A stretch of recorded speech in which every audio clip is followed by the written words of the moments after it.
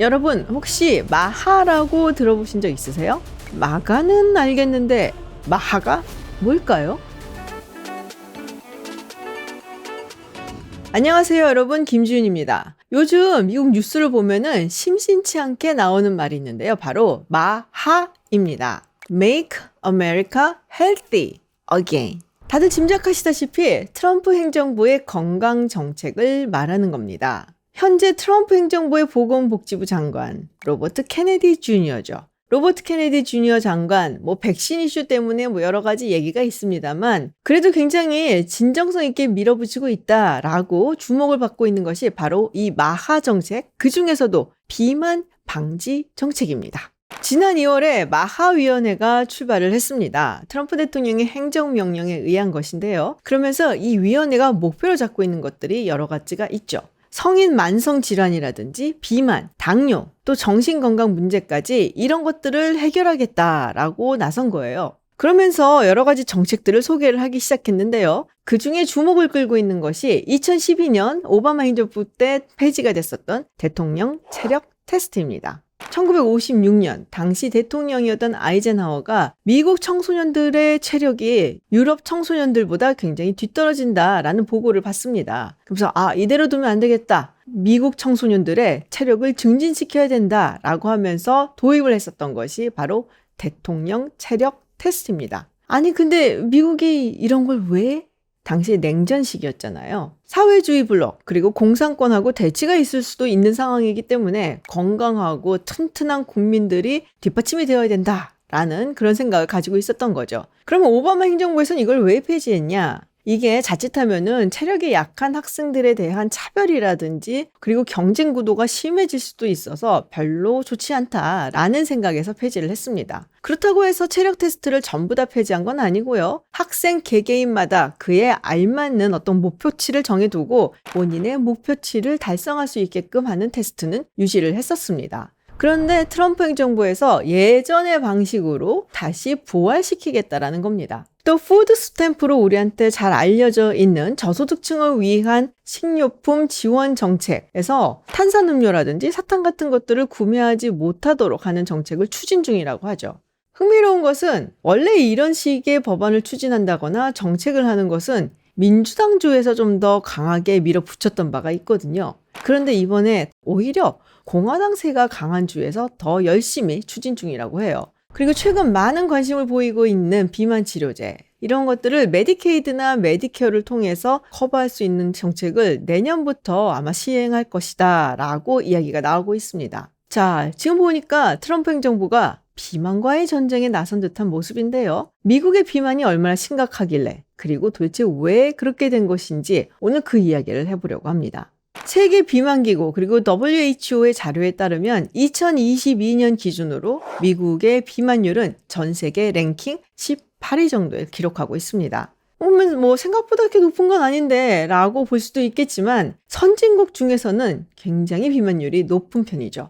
그런데 미국이 원래부터 이렇게 비만한 국가였을까? 사실 1970년대까지만 하더라도 미국의 비만율이 20%가 안 되었어요. 그런데 갑자기 이후에 증가하기 시작을 하더니 현재는 성인의 비만율이 40%를 훌쩍 넘게 됐죠. 미국의 비만율이 증가하다 보니까 이것이 국가 안보에도 위협이 된다라는 이야기가 나오고 있습니다. 2018년 트럼프 행정부 1기 때 국방장관을 지냈었던 제임스 매티스 전 국방장관이 이런 말을 하기도 했어요. 18세부터 24세 사이의 젊은 남성들의 71%가 미 육군 입영에 지원을 할 수 없다는 것은 참으로 슬픈 일이다. 미군에 자원 입대를 하기 위해서는 최소한의 자격 요건들이 있는데요. 예를 들면 고등학교 졸업장이 있어야 된다든지 중범죄 사실이라 아니면은 약물을 사용한 전력이 없어야 된다든지 그리고 당연히 체중 문제도 있을 수밖에 없죠. 그래서 이렇게 모수조차 줄어든 것이 국가 안보에 위협이 된다라는 이야기를 한 건데요. 자, 그렇다면은 미국은 왜 지금 이렇게 비만율이 높은 나라가 됐을까요? 사실 여러 가지 이유들이 복합적으로 얽혀있기 때문에 이것 하나 때문이다라고 말할 수는 없습니다. 경제적인 이유, 정치적인 이유, 그리고 사회적인 이유가 전부 다 들어갈 수밖에 없거든요. 먼저 정책적인 변화부터 이야기를 해보죠. 1971년 냉전 시대에 소련이 가뭄과 혹소로 인해서 굉장한 흉작을 하게 됩니다. 식량을 자급하기가 굉장히 어려워지게 된 건데요. 그러면서 국제 곡물 시장에서 곡물을 사들여야 됐어요. 당시엔 냉전 시기였지만 미국 정부의 승인 하에 카길이라든지 컨티넨탈 같은 대규모 곡물 회사로부터 곡물을 몰래 사들이게 됩니다. 이렇게 하다 보니까 국제 곡물 시장에서의 곡물 가격이 뛰게 되는 거예요. 그러다 보니까 미국 내에서의 곡물 가격 그리고 식료품 가격도 급등하게 되죠. 그러니까 미국에서는 아니 헐값으로 소련에다 곡물을 팔아 넘기고서는 정작 미국 내에서는 자국민들한테는 곡물 가격을 이렇게 높인 것이냐라고 하면서 Great Grain Robbery, 곡물 대탈취다 라는 비판이 쏟아지게 됐죠. 사실 그 전에는 미국이 곡물의 시장 가격이 떨어지게 되면 정부가 이거를 매수해서 가격 조정을 하는 그런 방식을 썼었죠. 농부들로 하여금 생산을 너무 많이 할 수 없게끔 조정하는 정책, 즉 통제 방식을 쓰기도 했었고요. 그런데 이러는 와중에 미국 정부가 하나의 아이디어를 얻게 된 거예요. 곡물의 재고를 정부가 나서서 매수를 통해서 조율할 필요가 없이 남는 미국의 곡물은 해외로 팔면 되겠구나. 그러면은 이 재고도 소진이 되고 그리고 해외에 팔면서 무역 수지도 성장하는 데 기여를 할 수 있게 되는 일거양득 아닌가 라는 생각을 하게 된 거죠. 1973년 농업소비자보호법을 통과시키면서 대규모 농가에 보조금을 주기 시작한 거예요. 그러면서 대량 생산을 권장하게 되죠. 자, 이렇게 되면은 생산이 많아지게 되고 또 수출도 많아지게 되고 그리고 동시에 잉여 생산물도 남아돌게 됩니다. 일단은 곡물 생산량이 많아지게 되니까 수요 공급의 법칙에 따라서 가격이 낮아지게 되겠죠. 그러면서 가공식품들을 위한 원재료 가격이 낮아지게 되면서 가공식품의 가격도 낮아지게 된 거예요. 그러면서 많이 늘기 시작한 것이 값싼 옥수수를 이용한 옥수수 과당 시럽입니다. 설탕을 이용했을 때보다 이 과당 시럽을 이용했을 때 생산가가 낮아지다 보니까 칼로리 단가가 낮아졌다. 이렇게 표현을 할 수가 있는 거죠. 최근 트럼프 대통령이 탄산음료에 과당 시럽을 쓰지 말고 설탕을 써라 라면서 자신의 SNS에 글을 올린 적이 있습니다. 사람들이 이게 무슨 소리야? 라고 얘기를 했지만 사실 트럼프가 생각하고 있었던 것은 값싼 과당 시럽을 쓰니까 사람들이 너무 많이 마시게 되고 그러니까 설탕을 써라. 이게 좀 더 건강학적으로 낫다 라는 것을 말한 것이었죠. 물론 이에 대해서 보건 전문가들은 그거나 비슷하다라는 얘기를 하기도 합니다. 그리고 여기에 한 보고서가 나오는데 이 보고서가 의도치 않은 결과를 낳게 됩니다. 1977년 맥거번 보고서라고 하는데요. 미국인의 식습관과 만성질환의 연관성을 조사한 미국 연방의회 상원의 보고서입니다. 그러니까 질병 치료 전에 식습관 개선부터 먼저 해야 된다라는 요지의 주장을 담은 것이죠. 결론적으로 말씀을 드리면 조언하는 내용은 굉장히 좋습니다. 한마디로 지방, 설탕, 소금 등의 섭취를 줄이고 통곡물이라든지 과일, 야채들을 많이 먹어라 라는 얘기였어요. 완전히 틀린 말은 아닌데 이 보고서로 인해서 지방은 나쁜 것이라는 인식이 자리 잡게 됩니다. 그러면서 미국이 소위 말하는 저지방, 무지방의 시대로 접어들게 돼요. 저도 사실 처음에 미국에 갔을 때 미국의 슈퍼마켓에 갔더니 low fat, non fat 이런 음식들이 너무 많은 거예요. 그런데 우리가 지방을 빼면 어떻게 됩니까? 맛이 없잖아요. 식료품 회사들이 이걸 보완하기 위해서 무엇을 한다? 더 가공이 많이 된 첨가물을 넣기 시작을 합니다. 그러면서 오히려 더 가공된 제품들을 생산을 하게 되고 이름만 저지방, 무지방이었지 사실은 굉장히 가공되어 있는 초가공 식품들이 더욱 확산이 되었죠.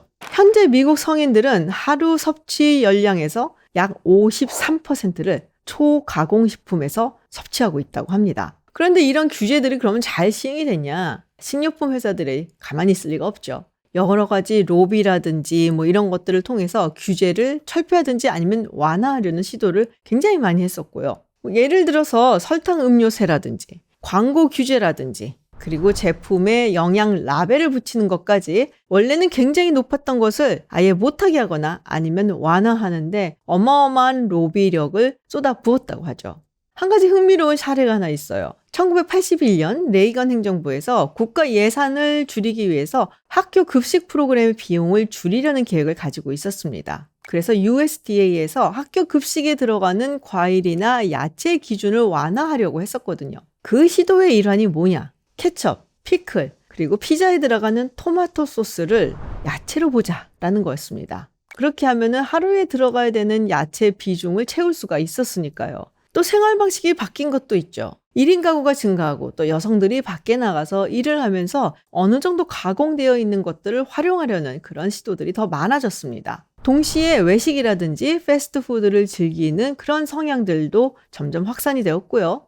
거기에 또 1인분의 양이 점점 늘어난 거예요. 이른바 슈퍼사이즈화가 되었다라는 거죠. 그리고 또 현대 들어서 사람들이 많이 움직이질 않잖아요. 화이트 칼라 직종이 많아지면서 하루 종일 앉아있는 경우들이 많아지고 또 미국 같은 경우는 자동차 문화가 있지 않습니까? 어디를 간다라고 했을 때 무조건 자동차를 이용하는 경우가 많죠. 자, 이걸 다 종합해 보면은 초가공식품을 많이 먹게 되고 패스트푸드라든지 외식도 많이 하게 되고 포션 자체가 아주 늘어났다라는 게 있고요. 그리고 잘 움직이지 않는다. 그러니까 비만이 될 수밖에 없는 요인들이 전부 다 복합적으로 섞여 있다라는 거죠. 그런데 안타까운 것은 이런 비만 문제가 사회 경제적 위치와 아주 밀접하게 연관이 되어 있다는 점이에요. 저소득층일수록 비만율이 미국에서는 높다라는 거죠. 다른 나라들은 안 그래요. 저개발 국가는 잘 사면은 비만율이 높아요. 왜 그러냐?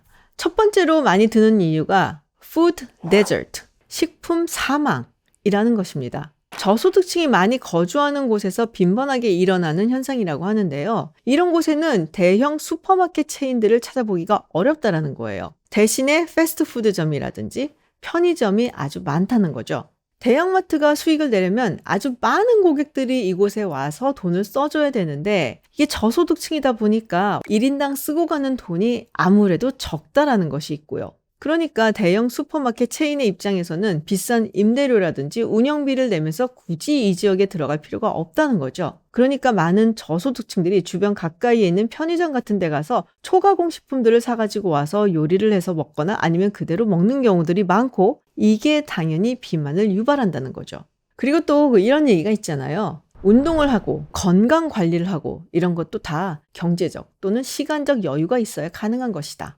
저소득층 입장에서는 사실 이런 것들을 관리할 만한 그런 정신적인 여력도 없고 시간, 돈도 없는 것이죠. 그리고 교육 수준이 낮아질수록 건강 정보를 얻기도 힘들고 어떻게 해야지 내가 내 몸을 그리고 우리 가족들을 건강하게 유지할 수 있을 것인가에 대해서도 굉장히 지식 수준이 낮다고 하죠. 자, 미국 정부가 이 비만 문제를 굉장히 심각하게 보기 시작을 했습니다. 사실 예전 정부부터 그랬었는데 트럼프 행정부 들어와서 조금 더 심각하게 보고 조금 더 적극적으로 또 공격적으로 나선다라는 것을 우리가 볼 수가 있어요. 여기에는 아무래도 케네디 주니어 장관의 철학이 작용하는 것이 아닌가라는 생각을 해볼 수 있습니다. 일단은 국민이 건강하지 않다는 것은 국가 차원에서 굉장히 문제죠. 그리고 이로 인해서 들어갈 수밖에 없는 의료 비용, 그리고 보건 비용이 점점 막대해져 가고 있다는 것도 아마도 미국 정부가 이제는 비만과의 전쟁을 치를 수밖에 없는 상황을 야기한 것 같습니다. 한국은 사실 OECD 국가 중에서 비만율이 굉장히 낮은 국가입니다. 그런데 최근 들어서 이 비만율이 높아지고 있다고 하죠. 2002년 31.7%였던 것이 2023년에는 37.1%로 증가를 했습니다. 그 중에서도 젊은 층, 20대, 30대의 비만율이 증가하고 있다. 이 부분은 우리가 조금은 심각하게 바라봐야 되는 것이 아니냐라는 얘기를 하고 있어요. 그리고 우리도 미국과 비슷하게 이런 비만율이 소득 수준과 밀접한 연관을 보이고 있다라는 점에서 이게 곧 사회 문제로 대두될 가능성도 높다라고 말할 수 있고요. 사회 구조적인 문제로 더 발전하기 전에 우리도 좀 미리미리 경각심을 가지고 준비해야 되지 않을까라는 생각이 듭니다.